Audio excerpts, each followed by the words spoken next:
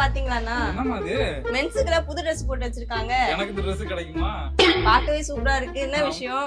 இது மட்டுமா பயங்கரமான ட்ரெஸ்ஸஸ்லாம் இப்ப கண்டுபிடிச்சிருக்காங்க. அட்டைப்பட்டியெல்லாம் ட்ரெஸ் செஞ்சுட்டாங்க. இப்ப கேரளா நடந்துச்சுல்ல இன்சிடென்ட், அதன் காரணமா இப்ப இந்தியா ஃபுல்லா ட்ரெண்டிங் இந்த ட்ரெஸ் தான். ஆண்கள் ஃபுல்லா இந்த ட்ரெஸ் போட்டு ஆமா.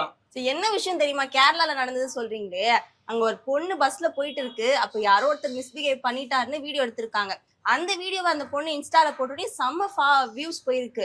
ஆனா மறுநாள் அது யாரு வீடியோ எடுத்து போட்டாரோ அவர் இறந்துட்டார். இப்போ இறந்த உடனே என்ன ஆயிடுச்சுன்னா, இந்த பொண்ணுக்கு ஆப்போசிட்டா இந்த பொண்ணு தான்ப்பா வேணும்னு இந்த வீடியோ எடுத்து போட்டுச்சுன்னு சொல்லி இந்த பொண்ணை திட்டி நிறைய வீடியோஸ் போக ஆரம்பிச்சது. அதோட எதிரொலி தான் இந்த அட்டைப்பெட்டி விஷயம் எல்லாம் இப்ப வந்திருக்கு.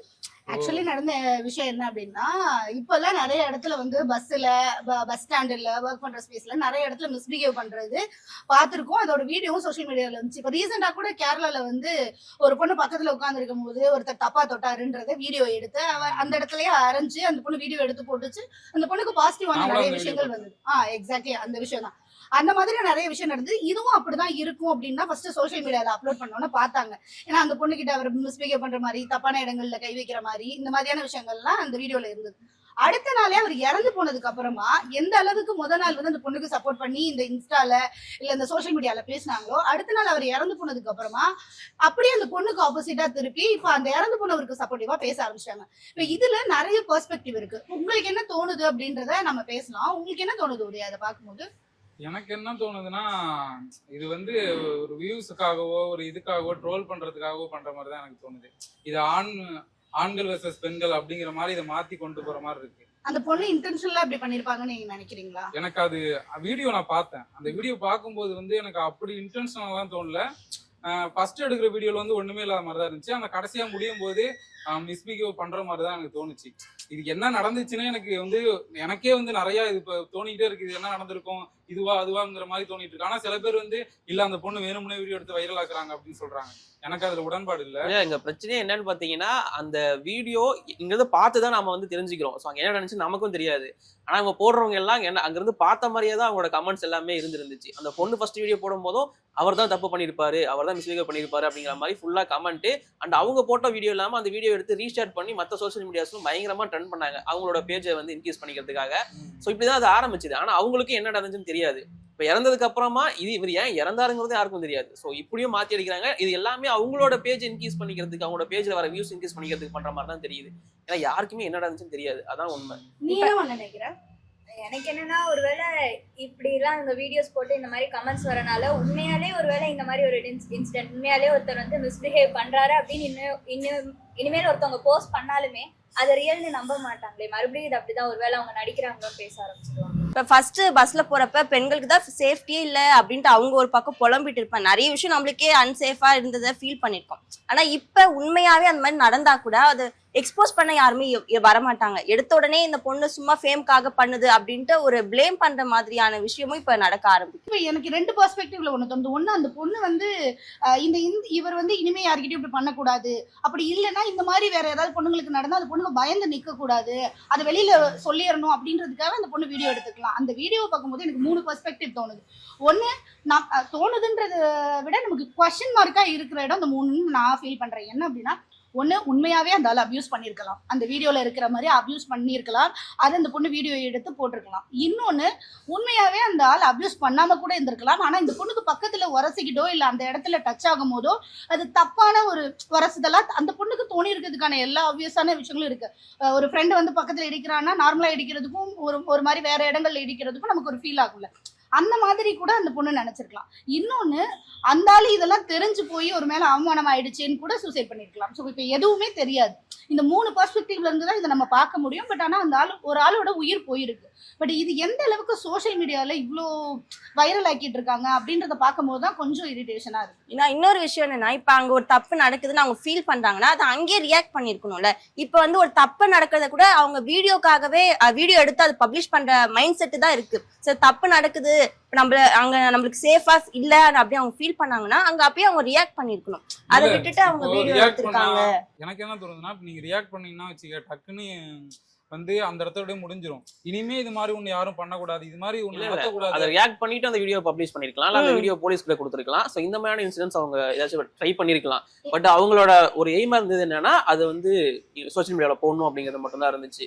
எனக்கு மது சொன்னதான் தோணுச்சு, உடனே ரியாக்ட் பண்ணணும் அப்படின்றது. ஒருவேளை கூட்டமா இருக்காங்க அந்த இடத்துல, பஸ்ல அவ்வளவு பேர் இருந்தாங்க, அந்த பொண்ணு ஒருவேளை உண்மையிலே அவங்க அப்படி நடந்திருக்க மாதிரி தோணுச்சு அப்படின்னா அவங்க பேசியிருந்தாங்கன்னா கண்டிப்பா சுத்தி இருக்கிற மக்கள் ஹெல்ப் பண்ணியிருப்பாங்க. அப்படி அவர் செய்யலைன்னா அவரும் சொல்லியிருப்பாரு. அப்ப உண்மையாலே அவங்க செய்யாம இருந்து இவங்க சும்மா வியூஸ்க்காக போட்டிருந்தாலும் அவங்க அந்த டைம்ல எல்லாரும் முன்னாடி பேசியிருந்தா உண்மை என்னன்னு 2 பேரும் சொல்லியுமே நமக்கு தெரிஞ்சிருக்கும். அந்த வீடியோ எடுத்து போஸ்ட் பண்ணியிருந்தா கூட அதுல ஏதோ ஒரு நியாயம் இருக்குன்ட்டு அந்த பொண்ணுக்கு சப்போர்ட்டா பேசியிருப்பாங்க. அவர் மேபி அவர் இறந்திருந்தா கூட இப்பயும் அந்த பொண்ணுக்கு சப்போர்ட்டிவா தானே பேசுறாங்க. இப்ப பாயிண்டே சப்போர்ட்டிவா பேசுறது இல்ல, எது உண்மைன்றதை தெரிஞ்சுக்கிறது. இப்ப நமக்கே நிறைய கன்ஃபியூஷன் இருக்கு. நம்ம 5 பேர் என்ன பேசிட்டு இருக்கோம், நமக்குள்ள வந்து இந்த பொண்ணுக்கு சப்போர்ட் பண்ணுமா இல்ல அந்த பையன் இல்ல, அது மேட்டர் இல்ல. அதை தாண்டி ஒரு பெரிய விஷயம் இருக்கு. என்ன அப்படின்னா சோஷியல் மீடியால இன்னைக்கு வியூஸ்க்காக ஒரு வீடியோ போடுறது, ரீல்ஸ் போடுறது, கட்டாயம் வந்து ஏதாவது ஒரு வீடியோ போஸ்ட் போட்டோ ரீல்ஸ் போடுறது அப்படின்றது இயல்பாவே நம்மளை சுத்தி இருக்க எல்லாருக்கிட்டையும் நார்மலாவே ஒருத்தன் வந்து என்னதான் வந்து ரொம்ப வந்து தனிமையில இருக்கிறவன் இல்ல இதெல்லாம் எக்ஸ்போஸ் பண்ண விருப்பப்படாதவனா இருந்தாலுமே சோஷியல் மீடியால போட்டோ போடணும் அப்படின்றது நார்மலான புஷ் மாதிரி ஆயிடுச்சு. இப்போ அது எப்படி ஆயிடுச்சு அப்படின்னா எல்லா விஷயத்தையும் சோஷியல் மீடியால போட்டா நமக்கு ஒரு சொல்யூஷன் கிடைக்கும்னு சோஷியல் மீடியாவை தேடி வர்றதுதான் என்ன பொறுத்த வரைக்கும் ப்ராப்ளம். இல்ல இது சொல்யூஷனுக்காக மட்டும் வர மாதிரி இப்ப தெரியல, ஃபேமுக்காக தான் அந்த சோஷியல் மீடியாவை யூஸ் பண்ணிட்டு இருக்க மாதிரி தெரியுது.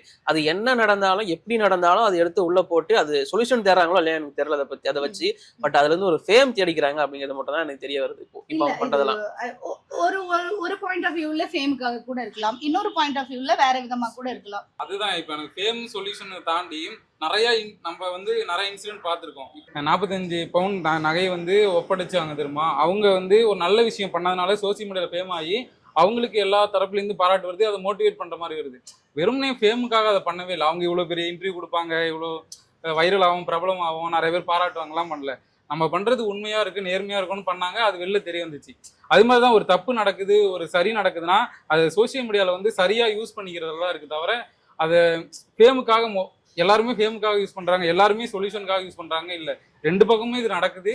இந்த சோசியல் மீடியா ட்ரோல் பண்ணாதீங்க தயவு செஞ்சு, அது வந்து ரொம்ப தவறான விஷயம். இது வந்து மென் விசஸ் உமன்ங்கிற மாதிரி தான் போயிட்டு இருக்கு. அது ரொம்ப தவறான செயல். இது யாருக்கு நடந்தாலும் என்ன ஒரு விஷயம் என்னன்னா, இப்ப அந்த பொண்ணு அந்த வீடியோ எடுத்திருக்கு அப்படின்னு நம்ம ஃபர்ஸ்ட் எடுத்தோடனே அந்த பொண்ணு ஒரு மைண்டா வரும், இப்பவும் பொண்ணுங்களுக்கு இது மாதிரி நடக்குதே அப்படின்னு தோணும். இதுவே அந்த பொண்ணோட பெர்மிஷன் இல்லாம இப்ப நம்ம ரோட்ல போயிட்டு இருக்கும் போது என்னோட பெர்மிஷன் இல்லாம ஒருத்தர் வீடியோ எடுக்கிறாருன்னா அப்ப எனக்கு அந்த இடத்துல கோவம் வரும் தானே.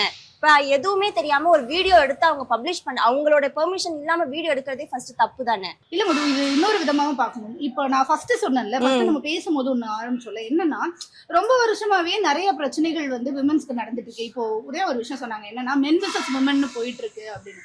இப்ப நிறைய பேரு இந்த அட்டைப்பெட்டியெல்லாம் வச்சு ட்ரெஸ் பண்ணிட்டு பஸ்ல போறது, எங்களுக்கு பாதுகாப்பே இல்லைன்னு சொல்றது. அப்ப இத்தனை வருஷமா பொண்ணுங்களுக்கு நடக்கும் போது எல்லா பொண்ணுங்களும் அட்டைப்பெட்டி தூக்கி வச்சுட்டு தான் பஸ்ல வந்து போட்டோ போட்டாங்களா? எங்களுக்கு வந்து ஆண்கள் கிட்ட சேஃபே இல்ல, அதனால நாங்க அட்டைப்பட்டியை வச்சுட்டு பஸ்ல போறோம், அட்டைப்பட்டியோட நடந்து போறோம் அப்படின்னு இது வரைக்கும் சொன்னாங்களா? இன்னைக்கு ஆண்களுக்கு ஒரு பிரச்சனை வருது, ஆண்களுக்கு அபியூஸ் நடக்குதுதான் இல்லைன்னு நான் எந்த இடத்துலயும் சொல்ல. மனிதர்கள் அப்படின்னு வரும்போதே அபியூஸ், ஏன் விலங்குகளுக்கே அபியூஸ் நடக்குது, அப்புறம் என்ன மனுஷங்களுக்கு நடக்காதுன்னு சொல்ல முடியுமா? ஆனா எங்க ஆண்களுக்கு சேஃப்டி இல்லைன்னு இப்போ ஒரு பெரிய இது பண்றாங்க. இது எப்படி ஆயிடுச்சுன்னா உமன் கார்டுன்னு சொல்லிட்டு இருந்தாங்கல்ல, இப்ப எல்லாமே மென் கார்டா மாறிடுச்சு. எதுக்கு எடுத்தாலுமே மென் கார்டு அப்படிங்கிற மாதிரி ஆரம்பிச்சிடுறாங்க. சோ இப்போ இதுக்கு முன்னாடி நடந்த இன்சிடென்ட் யாருமே கேள்வி கேட்கல. நீங்க சொன்ன மாதிரி நிஜமாவே அபியூஸ் அப்படிங்கிறது நடந்திருக்கு பஸ்ல, அந்த வீடியோ எல்லாம் லீக் ஆயிருக்கு. இந்த விஷயம் ட்ரோல் ஆகிறதுக்கு காரணம் இது மென் கார்டா மாறினது தான் அப்படிங்கிறது எனக்கு தோணுது. அண்ட் இன்னொரு விஷயம் என்னன்னா, இது என்ன இன்சிடென்ட் என்ன நடந்துச்சு அப்படிங்கிறது யாருக்குமே தெரியாது. ஆனா அதை வச்சு திரும்ப ட்ரோல் பண்ணிட்டு இருக்கிறது தான் கஷ்டமா இருக்கு. சோசியல் மீடியாவை ஒரு தனி நபர் எப்படி யூஸ் பண்றாங்கன்றது தான் ரொம்ப ரொம்ப முக்கியமான விஷயம். எல்லா விஷயத்துக்குமே யூஸ் பண்ணலாம், பாசிட்டிவ்க்கு யூஸ் பண்ணலாம், நெகட்டிவ்க்கு யூஸ் பண்ணலாம், அது உங்களோட தனிப்பட்ட விருப்பம். ஆனா ஒரு நியூஸ் வந்திருக்கு, ஒரு வீடியோ நீங்க சோசியல் மீடியால பாக்குறீங்க அப்படின்ற ஒரே காரணத்துக்காக அதை நீங்க என்னவா வேணாலும் கமெண்ட் பண்ணலாம், என்னவா வேணாலும் சோசியல் மீடியால ட்ரையல் நடத்தலான்றதுதான் இப்ப மிகப்பெரிய குவெஸ்சன் மார்க்கா இருக்கு. ஒரு பிரச்சனை நடந்திருக்கு, அந்த பிரச்சனை வைரல் ஆகுது, உடனே அதை போலீஸ் கையில எடுப்பாங்க, விசாரணை நடத்துவாங்க, சம்பந்தப்பட்ட நபர்களை கூப்பிட்டு பேசுவாங்க. உண்மையாவே அதோட உண்மைத்தன்மை அவங்க கண்டுபிடிக்கப்பட்டுருச்சுன்னா ஆக்ஷன் எடுப்பாங்க. சோசியல் மீடியால பார்த்த உடனே அது உண்மை அப்படின்னு நம்பிடுறாங்க. பட் அதை பத்தி விசாரிக்கிறது யாருமே பண்றது கிடையாது. அப்பெல்லாம் நியூஸ் சேனல்ஸ் கிட்ட போய் தெரிஞ்சுப்போம் என்ன உண்மை அப்படிங்கிறது. பட் இப்போ அது எங்க போய் தெரிஞ்சுக்கிறது, யார்கிட்ட தெரிஞ்சுக்கிறதுங்கிறது ஒரு பெரிய கன்ஃபியூஷனா இருக்கு. நான் என்ன சொல்றேன்னா, ஒருவேளை இப்போ இந்த மாதிரி வர ட்ரெண்டிங் நியூஸ்லாம் கொஞ்ச நாள் தான் இருக்கும், அதுக்கப்புறம் புது நியூஸ் வரும், அப்படி மாறி போயிடுவோம். ஆனா பாதிக்கப்படுற அந்த சம்பந்தப்பட்ட நபர்களுக்கு வந்து அந்த பாதிப்பு எப்பவுமே இருக்கும். அதனால கமெண்ட் பண்றப்பயோ சொல்றப்பயோ கொஞ்சம் பார்த்து பேசுறது முக்கியம். ஏன்னா பாதிப்பு நமக்கு இல்லை, அந்த தனிப்பட்ட நபர்களுக்கு தான். எக்ஸாக்டா கரெக்டான பாயிண்ட் அந்த பாப்பா சொன்னுச்சுன்னு நினைக்கிறேன். என்ன அப்படின்னா, சோஷியல் மீடியால ஜட்ஜ்மெண்ட் பண்றதுனால யாரு பாதிக்கப்பட்ட மக்கள், யாரு வந்து விக்டிம் அப்படின்றது உண்மையாவே தெரியாத நிலைமைக்கு தான் நம்ம போயிருக்கோம்னு சொல்லணும். இதுக்கப்புறம் ஏதாவது ஒரு பொண்ணு உண்மையாவே அந்த பொண்ணுக்கு சேஃபர் ஜோன் இல்ல, எனக்கு அபியூஸ் நடக்குது அப்படின்றத ஏற்கனவே சோஷியல் மீடியால போட்டிருக்காங்களே, நம்மளும் இதை சொல்லுவோம், நமக்கு ஒரு நடந்த மாதிரி வேற யாருக்காவது நடக்கக்கூடாதுன்னு நினைச்சு வீடியோ போடலாம்னு நினைச்சா கூட நீங்க அக்யூஸ் பண்ணிடுவீங்களோன்ற பயத்திலேயே அந்த பொண்ணு போடாம போயிடும். எக்ஸாக்ட்லிக்கா நீங்க சொன்ன மாதிரி உண்மையாவே பாதிக்கப்பட்ட பொண்ணுங்க அவங்களாம் வந்து அந்த வீடியோ எடுத்தாங்க கூட. அந்த வீடியோவை உடனே போலீஸ் கிட்ட காமிச்சு என்ன நடவடிக்கை எடுக்கணுமோ அதை பண்ணணும். அதை விட்டு இந்த சோசியல் மீடியால போஸ்ட் பண்ணி ஒரு அந்த பிரச்சனையை அவங்க வெளியே கொண்டு வராங்க. இந்த மாதிரி எனக்கு ஒரு சம்பவம் நடந்திருக்கு, அதை நான் ப்ரூஃபா காட்டுறேன் அப்படின்னு சொல்லி அவங்க கொண்டு வராங்க. அது கரெக்டான ஒரு விஷயமா இருந்தாலும் உடனே அவங்க போலீஸ்க்கும் தெரியப்படுத்தணும். அப்பதான் அதுக்கான சொல்யூஷன் முழுசா அவங்களுக்கு கிடைக்கும். ஆமா, அது என்னன்னா ஒரு பாதிக்கப்பட்டவங்க இருக்காங்கன்னா, ஒரு வீடியோ எடுக்கிறாங்க, ஒரு இன்சிடென்ட்ல வீடியோ எடுக்கிறாங்கன்னா, அந்தந்த மாவட்டத்துல காவல்துறை இருப்பாங்க, அங்க உள்ள காவல்துறையை நீங்க அணுகலாம். அப்படி இல்லைன்னா சைபர் கிரைம் இருப்பாங்க, சைபர் கிரைம் நம்பரை நாங்க இங்க தரோம். அந்த சைபர் கிரைம் தொடர்பு கொண்டு நீங்க நடந்த இஷ்யூவா அந்த வீடியோவா எடுத்த ப்ரூஃப் அவங்கள்ட்ட காமிச்சிங்கன்னா கண்டிப்பா அதுக்கான நடவடிக்கை காவல்துறை எடுப்பாங்க.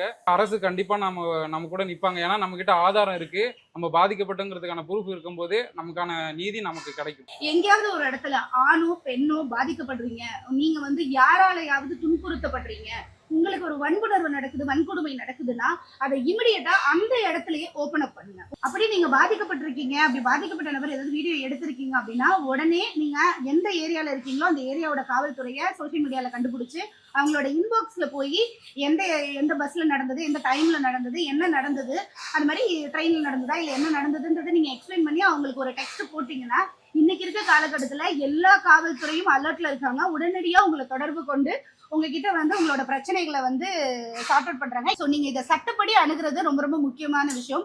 இதை பார்த்து நிறைய பேர் சட்டப்படி அணுகுனீங்க அப்படின்னா காவல்துறை இன்னும் முனைப்போட செயல்படுவாங்க அப்படின்றதுதான் எங்களுடைய வேண்டுகோள்.